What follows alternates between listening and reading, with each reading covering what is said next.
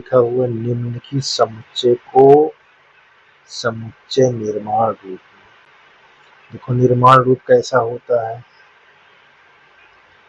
इसको curly bracket के अंदर यानी रोस्टर के अंदर ये चीज हो एक्स डायरेक्ट एक्स, उसके बाद जो भी हो लिखो तो इसको कहा जाता है निर्माण रूप। ठीक, जैसे हमारे पास प्रश्न लिखा हुआ है, अब ध्यान से देखिए, सभी संख्या क्या है, 3 से गुणा, यानी 3 एकम 3, देखिए 3 गुणे 2, 3 तिरिक 9, 3 चौक 12। ध्यान से देखो ये सब कैसी संख्या है, ये सब प्राकृत संख्या है। प्राकृत संख्या में क्या गुणा है, 3। ठीक, और प्राकृत संख्या कहाँ से कहाँ तक है, 1 से लेकर 4 तक। तो इसको हम कैसे लिखेंगे, यहाँ लिखेंगे एक्स सच दैट एक्स बराबर लगा ली, प्राकृत संख्या में क्या गुणा है, 3, प्राकृत संख्या में क्या गुणा है, 3। ठीक है ना, ये चीज ध्यान दो। अब ये जो संख्या है, ये सेट जो बनेगा, ये कैपिटल एन जो इसके अंदर रहेगा उसको स्मॉल, तो यहाँ पास स्मॉल एन किसके अंदर है, कैपिटल एन के। ठीक, ये बात को ध्यान देना। और वो एन कहाँ तक स्मॉल वाला, 1 से लेकर कहाँ तक, 4 तक। ये ऐसे आपको उत्तर का जवाब देगा। ठीक, चलिए अब देखो यहाँ ये कैसा लिखा हुआ है, सब पहचानना है। 2 के घात 1 है, अब यहाँ 2 के घात 2 देखो, 2 के घात 3 है 8 में, और 16 में 2 के घात 4 है, और 32 में 2 के घात 5। ये चीज को ध्यान। अब ये जो ऊपर आपका लिखा हुआ है ये क्या है, प्राकृत संख्या। क्या है, प्राकृतिक संख्या। तो इसको कैसे लिखोगे, प्राकृत संख्या 1 से 5 तक है, तो देखो यहाँ हम कैसे लिखेंगे, एक्स एक्स। अब देखो 2 के घात का है प्राकृत संख्या, ऐसे स्मॉल है। अब ये प्राकृत संख्या किसके अंदर है, ये आपका एक्स कैपिटल सेट है, इसके अंदर जो होगा वो एन होगा, तो इसको कहेंगे small N belong to capital N. ठीक, और कहाँ से कहाँ तक गई है, 1 से लेकर एन क्या है, 5 तक है। ऐसे जब शुरू और लास्ट अंक पहचान में हो तो इस तरह चिन्ह लगाते हैं, इसको कहते हैं लेस देन, या छोटा या बराबर। ठीक, इसको कहते हैं लेस देन इक्वल। अब देखो इसको पहचानो, यहाँ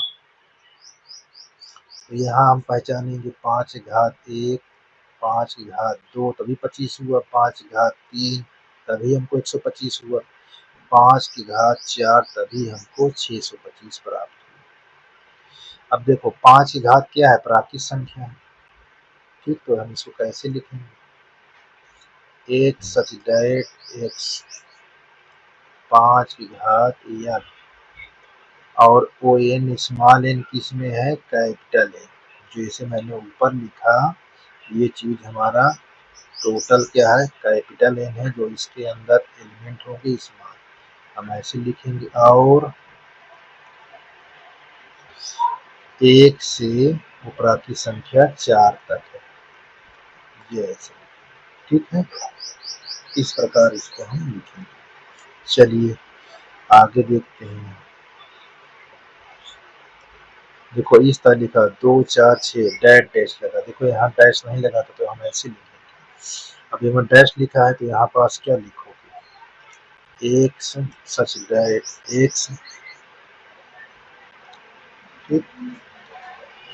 एक सम प्राकृतिक संख्या, एक सम प्राकृतिक संख्या। प्राकृतिक संख्या है। ये कर्ली ब्रैकेट नहीं भूलना चाहिए, कर्ली ब्रैकेट होना चाहिए। चलिए अब इसको देखते हैं। देखो 1 से 100 तक है, तो यहाँ पास कैसा है, 1 की घात 1, 2 की घात 2, यहाँ 3 की घात 3, सॉरी 3 की घात 2। यहाँ ऐसे नहीं, यहाँ लगाना है 1 का स्क्वायर, 1, 2 का स्क्वायर, ये 3 का स्क्वायर, इस तरह लिखेंगे।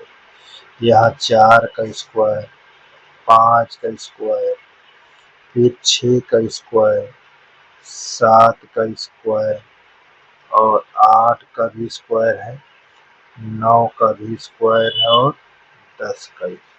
ये ऐसा लिखा हुआ है। ठीक, हम इसको कैसे लिखेंगे अपने रोज निर्माण रूप में, तो यहाँ x x बराबर लगा लीजिए।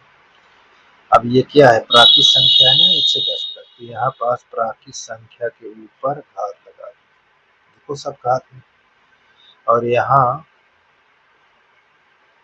क्या है, n जो है वो कैपिटल N है, ऐसे लिखा। और कहाँ से कहाँ तक, 1 से n कहाँ तक है, 10 तक। ये ऐसे, ठीक, ये चीज को ध्यान देना है। बहुत ही आसान है, किसी प्रकार की दिक्कत नहीं होनी चाहिए। देख लीजिए, जिस प्रश्न पर आपको दिक्कत हो उस पर आप कमेंट कर पूछ सकते हैं।